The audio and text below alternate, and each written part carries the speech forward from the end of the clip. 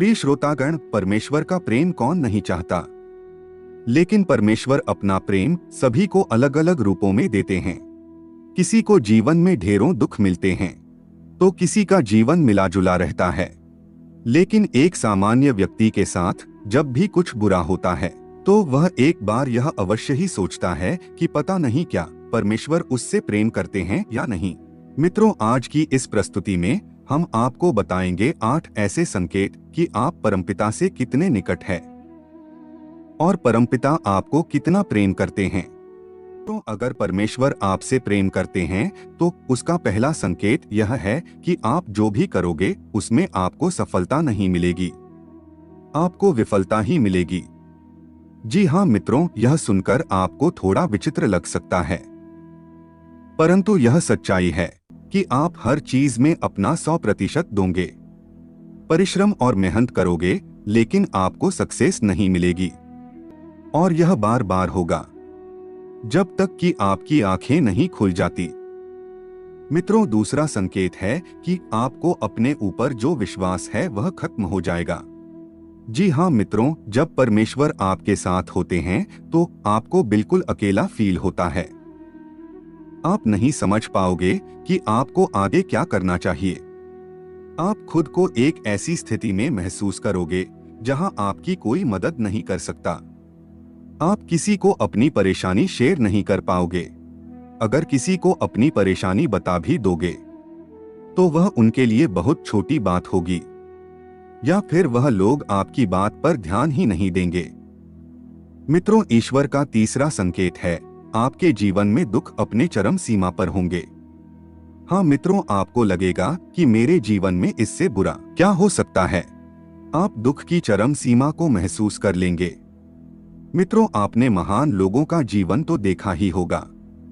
सभी अपने जीवन में बड़े से बड़े दुखों में गिरे और उनके अंदर वैराग्य आया, और इस जीवन और सांसारिक सुखों के आगे ईश्वर को जानने की उनके मन में प्यास जगी, और अंत में उन्होंने परमेश्वर का साक्षात्कार भी प्राप्त कर लिया। मित्रों, इन दुखों से मनुष्य टूट तो जाता है, लेकिन इन दुखों से ईश्वर के प्रति प्रेम भी विकसित होता है। वह यह समझ जाता है कि संसार में सारे सुख तो नहीं हैं, कुछ तो ऐसा है जो इस संसार से परे है, और वह शायद ईश्वर ही है। दोस्तों, ईश्वर हमें सबसे पहले हारना सिखाते हैं, क्योंकि जब तक आप हार को नहीं समझोगे आप जीत को भी नहीं समझ सकते हो। मित्रों, चौथा जो संकेत है वह है जब आपकी सारी उम्मीदें टूट जाएगी, तब आपके भीतर एक खोज शुरू होगी। यानी आपके भीतर की, आपके अंदर की एक रिसर्च शुरू होगी। इससे आप खुद को ही परखोगे, अपनी कमियों और खामियों की जड़ तक जाने का प्रयास करोगे। अपने जीवन में जो कुछ भी खो दिया है या जिसमें भी विफल हुए हो उसका कारण ढूंढोगे। आप खुद से सवाल करोगे। मित्रों, यही वह वक्त होता है जब आप अपने अंदर से, आत्मा से जुड़ने लगते हो और आपके जीवन में एक नया बदलाव आता है। दोस्तों, पांचवा संकेत है आपके चरित्र में, आपके व्यक्तित्व में बदलाव आता है। मित्रों, जब आप खुद से जुड़ने लगते हो तब आप खुद को और अपनी खामियों को समझने भी लगते हो। इससे आप खुद को बदलना और तराशना शुरू कर देते हो।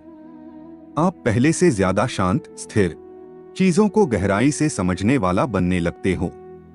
मित्रों, जब भी हम ईश्वर की राह में जाने लगते हैं तब वह सबसे पहले हमारे अंदर परिवर्तन लेकर आता है ताकि हम उसकी भाषा को समझ सके। मित्रों, जब तक हम परमेश्वर के गुणों को नहीं समझ सकेंगे तब तक हम ईश्वर और उसके प्रेम को भी नहीं समझ सकेंगे।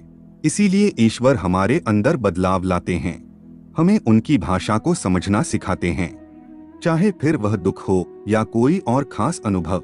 छठा संकेत है आप किसी भी चीज में हार या जीत का अनुभव नहीं करोगे। मित्रों, यह वह वक्त होगा जब आप बदल चुके होंगे, आपके अंदर बदलाव आ रहा है। अब आपका जीवन के प्रति दृष्टिकोण बदलता जाएगा, जिससे सांसारिक जीवन में घट रही घटनाओं का आप पर असर कम होगा। बाहर सांसारिक जीवन में घट रही घटनाओं को आप एक नाटक के रूप में देखना शुरू कर दोगे, न कि एक वास्तविकता के रूप में। आपके अंदर साक्षी भाव आ जाएगा।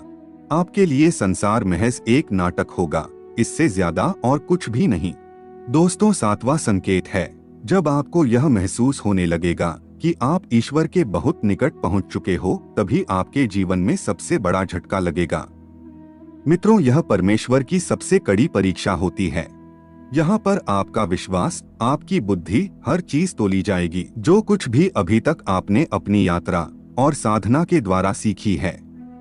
इस वक्त आपके जीवन में ऐसी परेशानियां, दुख या फिर इतना ज्यादा ऐशो आराम आ जाएगा कि आपको वाकई लगेगा ईश्वर तो कुछ भी नहीं है।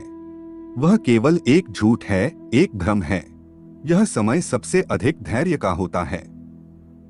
अगर इस समय आप अपने पद से विचलित नहीं हुए तो 8वें संकेत के रूप में या तो ईश्वर खुद आपके समक्ष प्रस्तुत हो जाते हैं, फिर चाहे वो किसी भी रूप में हो। दोस्तों, यह 8वां संकेत ऐसा होता है जिसे शब्दों में व्यक्त नहीं किया जा सकता। इस स्थिति पर पहुंचने पर आपके मन में लेश मात्र भी संशय नहीं रह जाएगा कि ईश्वर आपके साथ नहीं है। आपको हर पल ईश्वर का और उसके आपके साथ होने का एहसास होगा। आप इस अनुभूति को पाकर मदमस्त रहेंगे और आपको ऐसी शांति और आनंद की अनुभूति होगी जिसे शब्दों के द्वारा तो नहीं कहा जा सकता है। मित्रों,